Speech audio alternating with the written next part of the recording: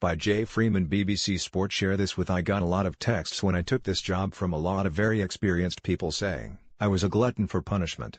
Speaking to BBC One's Football Focus before Blackburn Rovers' last game of the 2016-17 championship season, Tony Mowbray and his side were staring down the barrel of relegation to League One. Rovers were an established Premier League club at the start of the decade, but the drop to the third tier rounded off a miserable few years containing countless managers, protests from fans against owners Venky's, expensive transfer failures and spiraling debt. It was an all-too-familiar scenario for a manager who had started that season at another club, in Coventry, with well-publicised ownership and financial issues of their own. Since his appointment in February 2017 as Rovers' seventh boss in 5 seasons, however, Mowbray has overseen a change in fortunes at Wood Park. He has led them back to the second tier at the first time of asking, thanks to victory against Doncaster on Tuesday. But how has he turned the club and his own career around?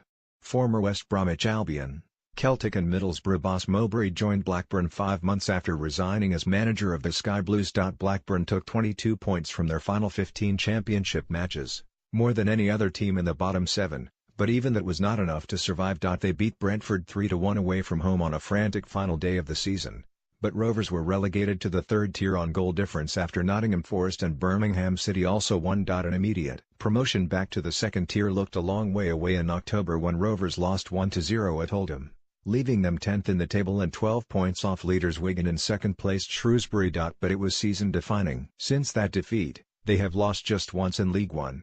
I think we'd found different ways to win games. We talked early in the season about our defense and we've been playing a little bit deeper and on the counter-attack to score in transition since, Mowbray told BBC Radio Lancashire. The Oldham game changed the way we played. We had to be more positive in this league and stop letting teams that weren't as good or had as good players as us have too much of the ball against us.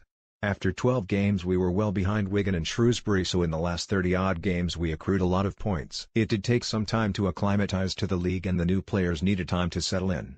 We stepped higher up the pitch and started scoring a lot of goals and that's given us confidence.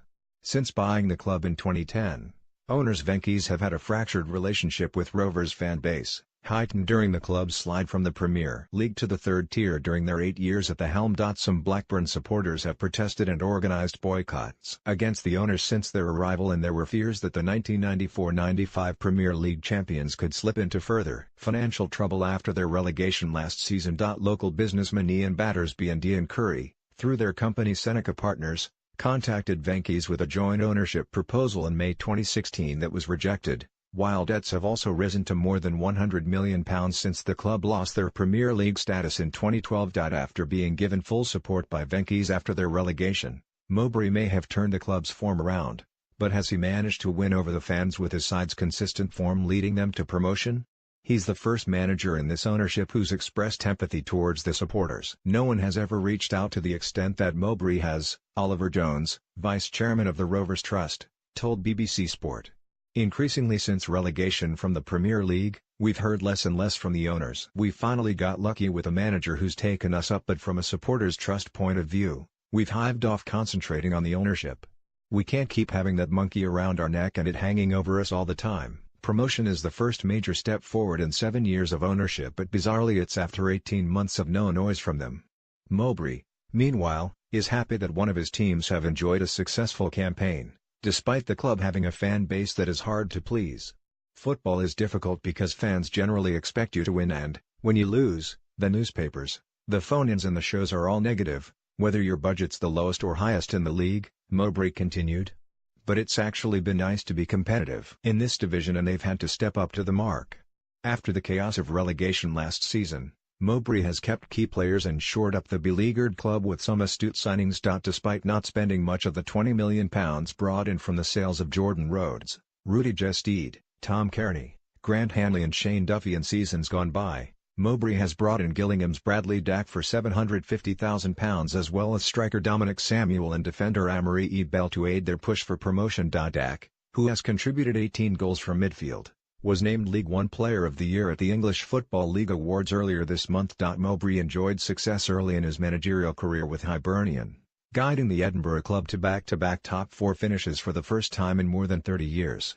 Before winning the championship title with West Brom in 2008 with a brand of eye-catching football. But relative failures followed at Celtic and Middlesbrough, Both clubs where he had hero status as a player, as well as Coventry, where his side suffered a late-season slump to miss out on promotion from League One in his only full season in charge. I've enjoyed the fact that we've had a team with players that can win games. I've managed clubs where realistically it's been very difficult to get into the top 2 or top 6, Mowbray continued. I've sat in offices after games and thought I wish we had the budget or I wish we had the players, and I've been on the other end of it.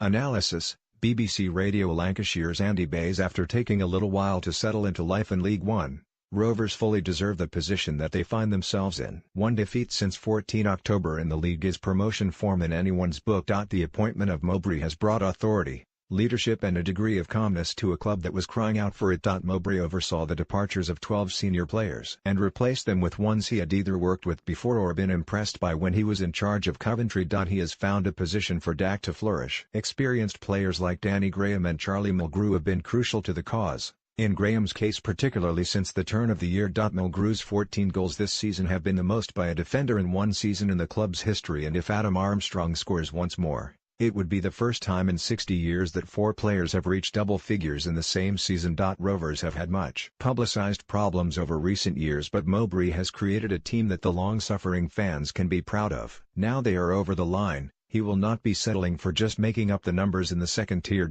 He has become a very popular manager in a relatively short space of time. Supporters feel that he is sensible and realistic about his objectives for the club and hope that moving back to the Championship is only the start. Share this with